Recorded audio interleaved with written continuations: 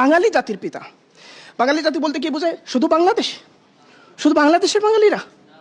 আচ্ছা, কলকাতা, পশ্চিমবঙ্গে বাঙালিরা, তারা তো যখন আমি বলছি বাঙালি জাতির পিতা, তখন দাবি করছি ওই বাঙালি আসামে থাকুক, ওই বাঙালি ত্রিপুরায় থাকুক, ওই বাঙালি মণিপুরে থাকুক, কিংবা সে পশ্চিমবঙ্গে থাকুক, সবার পিতা, তাই না? তাই তো? আচ্ছা, আমাদের বুদ্ধিজীবীরা বহু বছর ধরে আমাদেরকে বারবার শোনাচ্ছেন, অনবরত শোনাচ্ছেন যে 1000 বছরের বাঙালি জাতি, 1000 বছরের বাঙালি। তো 1000 বছরেরই যদি হবে, তাহলে এই জাতি তার পিতাকে আবিষ্কার করবে কেন 1971 সালে? এটা কিভাবে ঘটলো? আপনি বলতে পারেন বাংলাদেশ রাষ্ট্রের স্থপতি বলেন, বাংলাদেশ রাষ্ট্রের জনক বলতে পারেন, কিন্তু আরেকটা ব্যাপার আছে এখানে। একজন কেন হবেন?